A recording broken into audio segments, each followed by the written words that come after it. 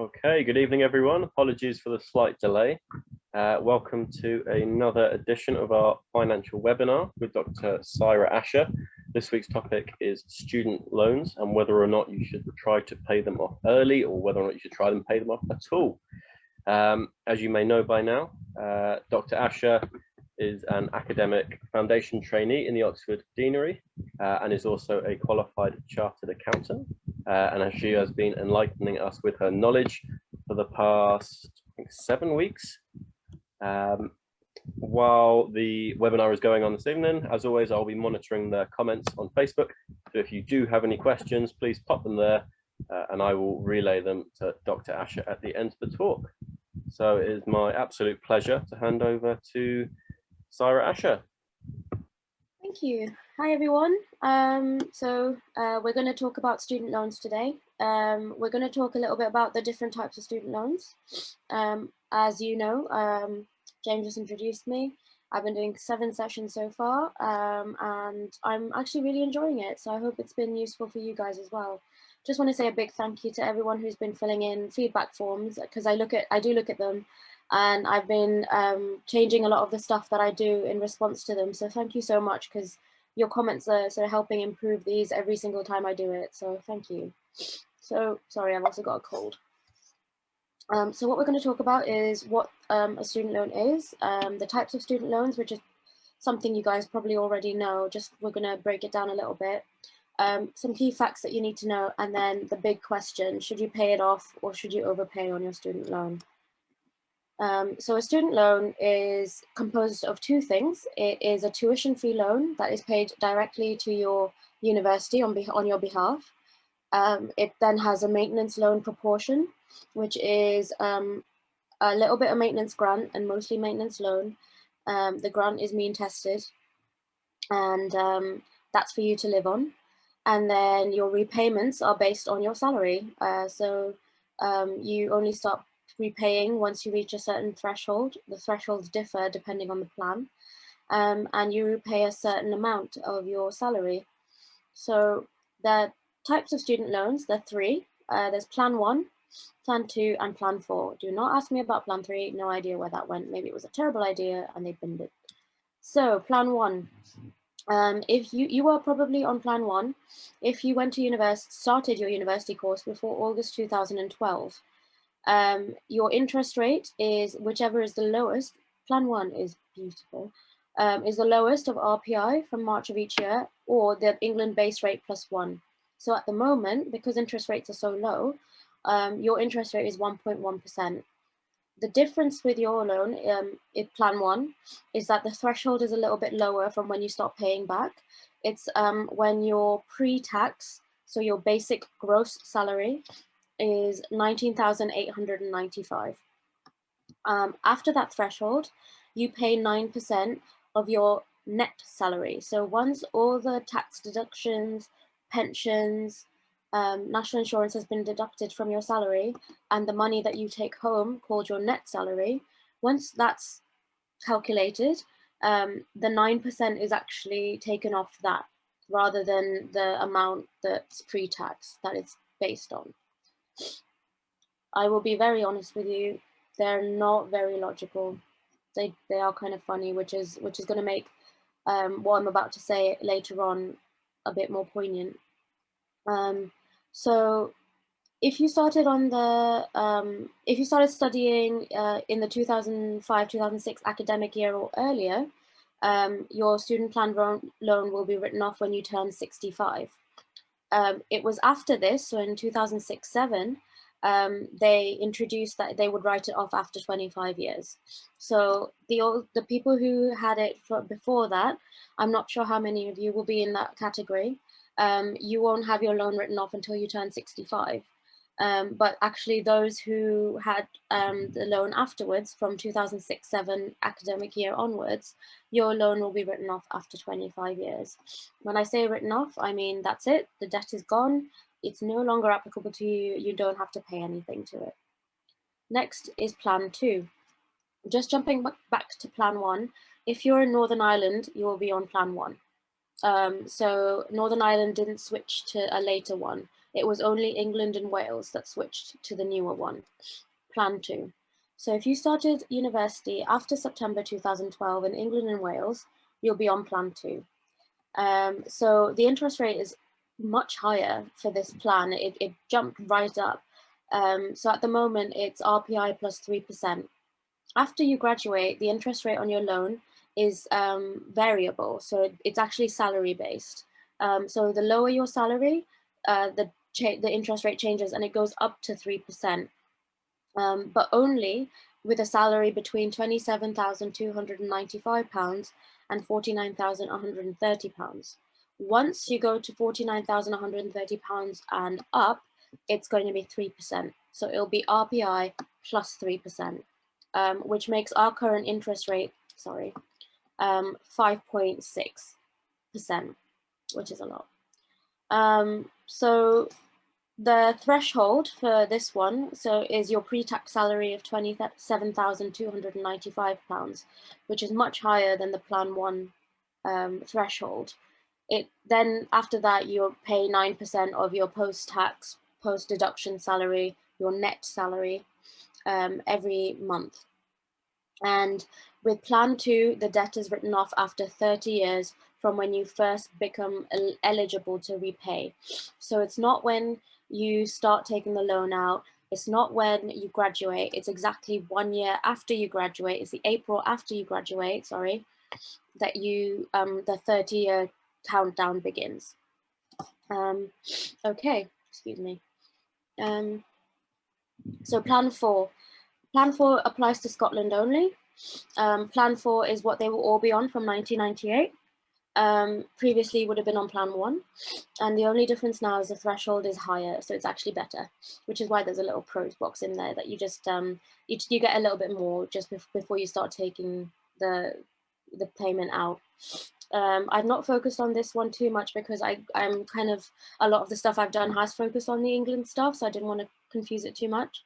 But if this is something you'd like me to talk about, then just drop it in the comments and I'll be happy to sort of do something a bit later that would explain the rules in the different parts of the country if that's useful to you.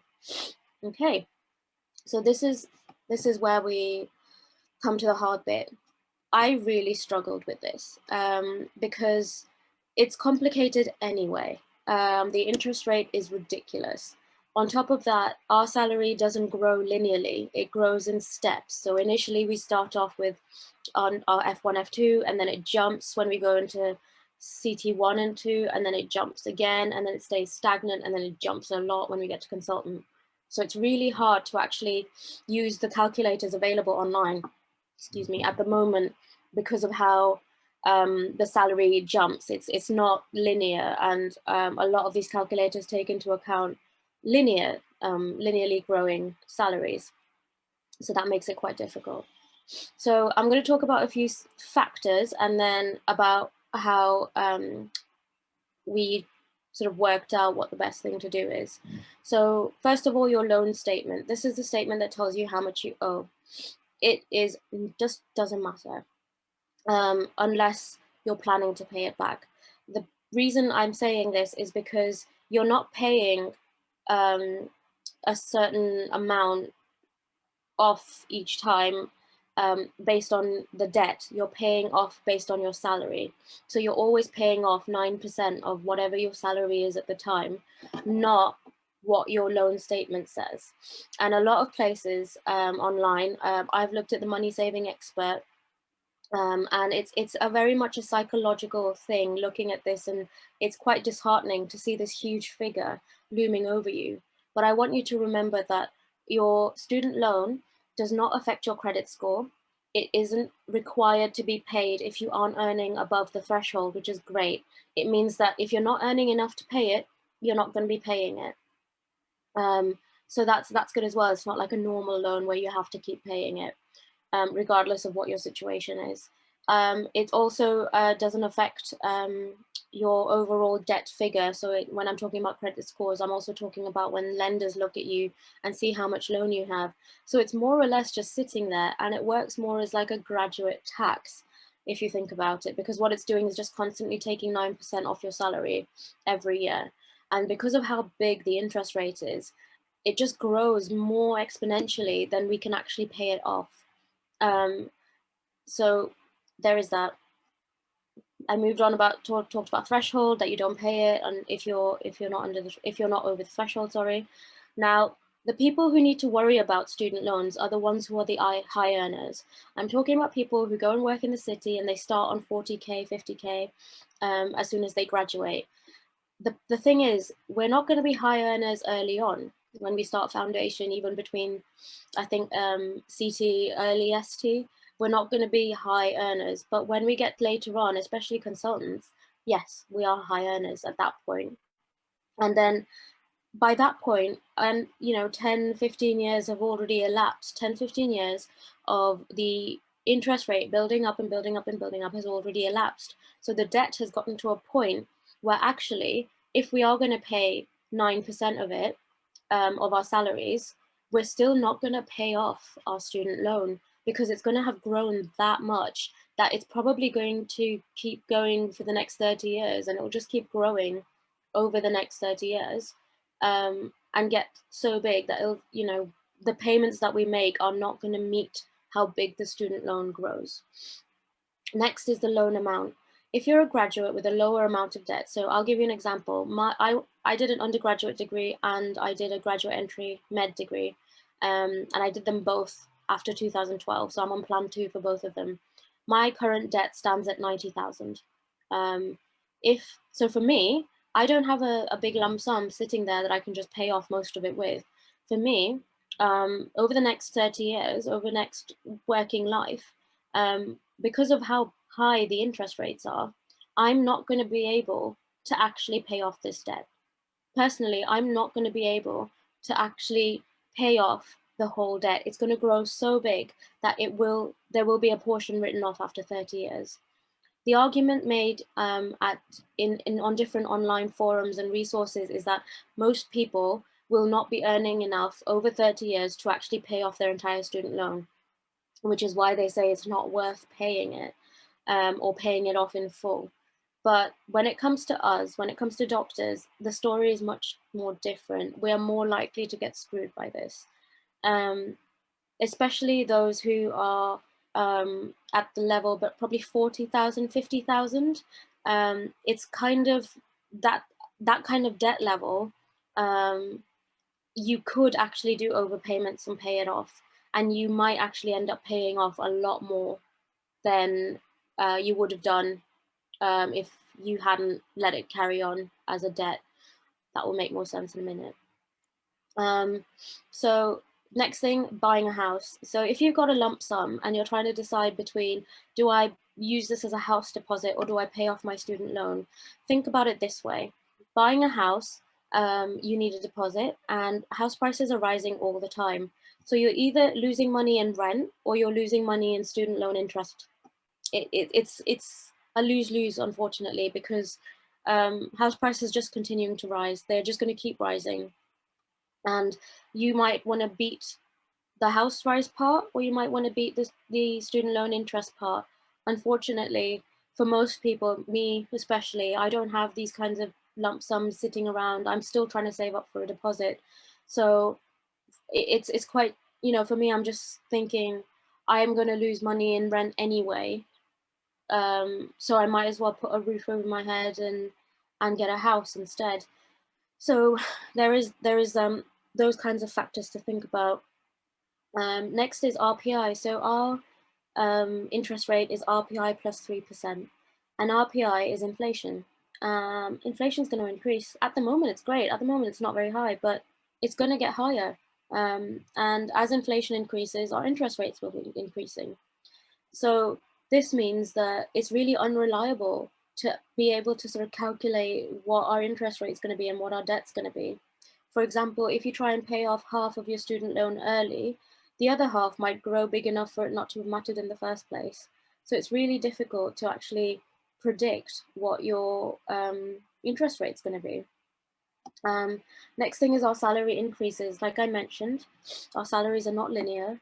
They're really hard to predict as well, because our student loan is 9% of our salary, which includes overtime, which includes nights, which includes all the weekend premiere. Then you take off your pensions, your national insurance, and your income tax, and then any other deductions like childcare vouchers.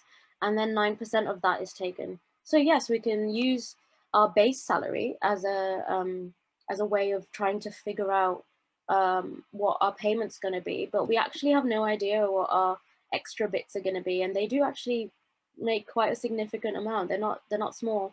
So to try and predict that is near enough impossible.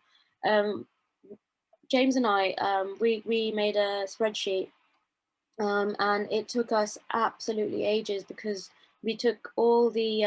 Hi, James. If do you want to talk about the spreadsheet actually, since you made it? Yeah, I can briefly talk about it.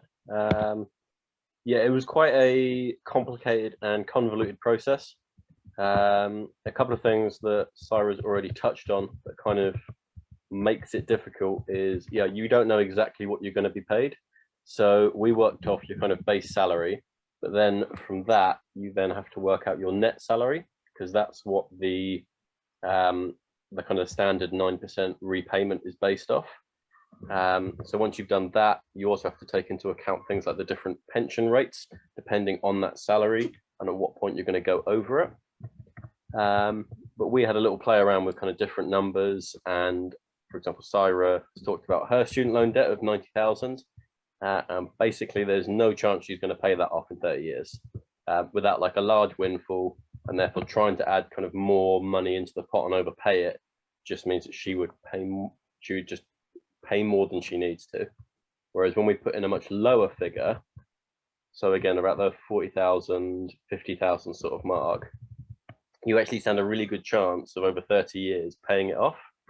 So if you can afford to chuck a little bit more money in at the start, but not too much, it actually saves you paying quite a hefty amount further down the line. Because when you're a consultant, you'll be paying £5,000 to £6,000 a year towards your student loan if you're still paying it. So if you can put in an extra, £1,000, £2,000, £500 a year early on, it actually gives you a good chance of saving yourself those years when you would have been taxed.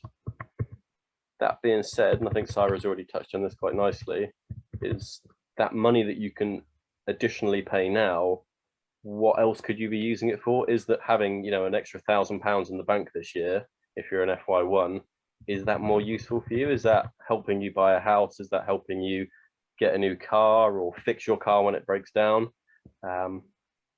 So yeah, we can definitely kind of go through the process of making a spreadsheet, but it's not super accurate, and as Sarah said, very, very time consuming. Okay, thank you. So that was James describing our spreadsheet. If you want, do drop it in the chat if you'd like us to talk you through how to make it. But we discussed this, and neither of us are happy with sharing the spreadsheet because there's just too many assumptions, and the assumptions we've made are based on our own personal financial situation. And so we don't really feel like sharing the spreadsheet is going to be any help to anyone else.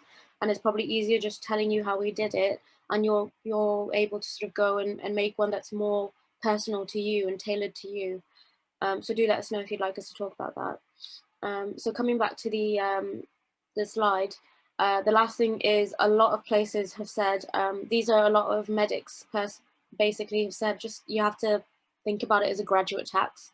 You have to think about it as it's just a tax you're paying to have gone to university, because it's the psychological impact of having a loan hanging over you is just insane and unnecessary, because that's what this is. This is basically a tax that we're never going to be able to pay off. Most of us anyway, me definitely at 90 grand. To me, it's just going to be a 9% tax on my net salary for the next 30 years.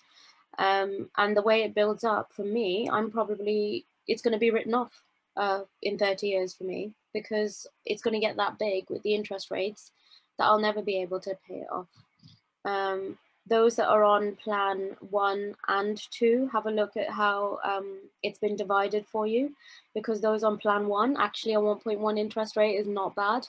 So keeping on paying that, it really isn't. I wouldn't say it's detrimental. I actually think it's not bad. It's a really good deal. It's plan 2 that's the big one, that's the difficult one, unfortunately. And I looked at the Gov website for quite a while trying to figure this out. You can't actually decide which plan to repay against. When you make a repayment, say your entire student loan is £50,000 and £20,000 of it is plan 1 and 30,000 plans is plan 2. The payment you make is divided between the two by 2030. So you can't actually even decide that, oh, my plan 2 is quite big, I have a lump sum, I'll pay that one off and keep paying my plan 1 monthly. You can't even do that because you can't actually dictate which plan you want to pay off first or against. It's just assigned automatically. So if you're paying it off, you're going to end up paying a little bit of both. So you still have the rest of both to deal with. So those are all these things to consider. So in summary, we said, based on our spreadsheet, again, this is not tailored advice. Please, please don't take our word for it. Do your own calculations. But we found under 50,000, a loan amount of under 50,000, consider overpaying to see if you can save yourself the interest rate, because it's not going to grow that much as compared to a bigger debt amount. So you might actually be realistically paying it off in 30 years time. Therefore, the sooner you pay it off, the less interest you accrue. It's really impossible to predict interest rates. So even if we wanted to do our calculations, even if we had the best spreadsheet in the world, we have no idea what inflation is going to be. So we can't even predict what the interest rates are going to be. House prices are rising. So if you're keen to get on the property ladder, you're having to choose between paying off your student loan at a silly interest rate, or you're having to choose between saving up a deposit in an environment where house prices are outgrowing our salary growth. It's quite a difficult position for us to all be in. Basically, I found this whole exercise a little bit depressing.